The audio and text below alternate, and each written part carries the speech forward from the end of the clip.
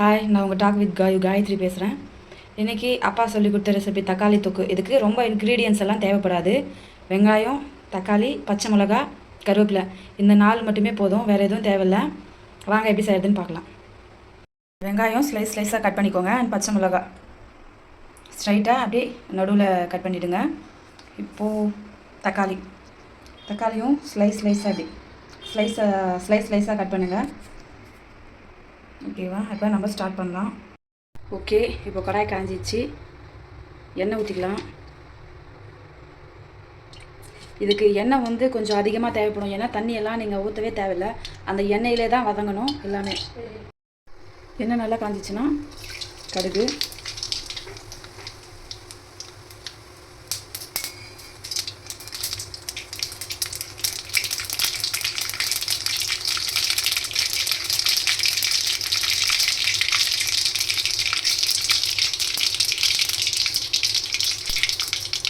கொஞ்சம் பச்சை மிளகாய் சேர்த்துக்கோங்க.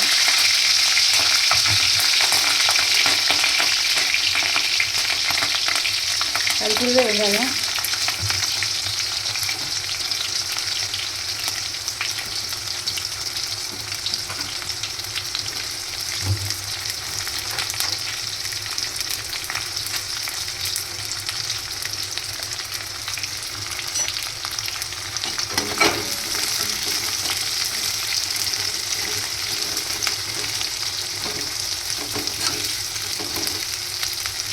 இது அப்படியே ஹை ஃப்ளேம்லேயே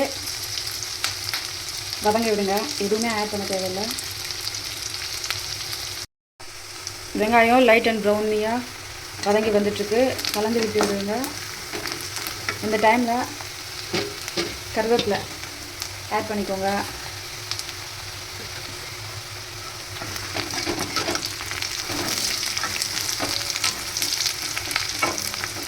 ஒரு 2 மினிட்ஸ் வதங்கட்டும். அப்படியே ஹை ஃப்ளேம்லேயே இருக்கட்டும். வெங்காயம் நல்லா ப்ரௌனிஷாக வதங்கிடுச்சு. இந்த டைமில் தக்காளி ஆட் பண்ணிக்கோங்க.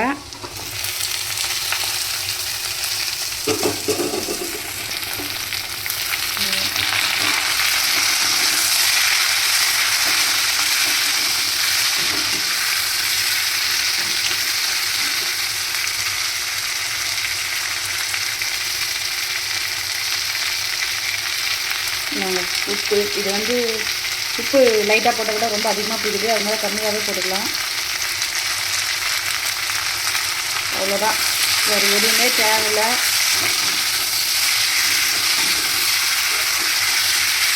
இப்படியே எண்ணெயிலே வதங்கணும். இதில் வேறு எதுவும் ஆட் பண்ண தேவையில்லை.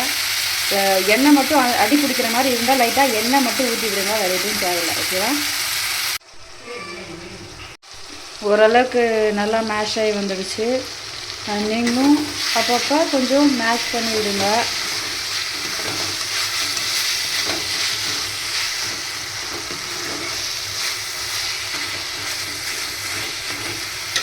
நான் கொஞ்சமாக எண்ணெயை ஆட் பண்ணிக்கிறேன்.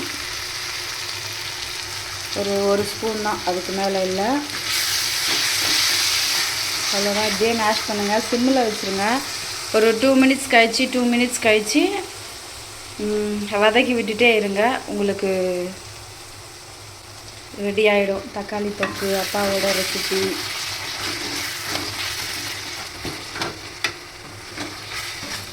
இது நான் தாராளமாக நீங்கள் 3 or 4 மெம்பர்ஸ் சாப்பிட்லாம். அது நீங்கள் தக்காளி வெங்காயம் எவ்வளோ ஆட் பண்ணுறீங்களோ அது பொறுத்து. பச்சை மிளகா மட்டும் காரமாக இருந்தால் ஒரு 3 or 4 மட்டும் போதும்.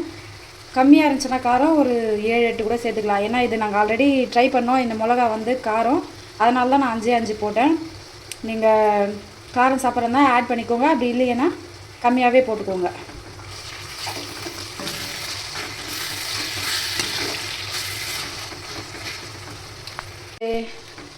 தக்காளி தொக்கு ஆயிடுச்சு. அவ்வளோதான். இப்போது கேஸ் ஆஃப் பண்ணிட வேண்டியதான்.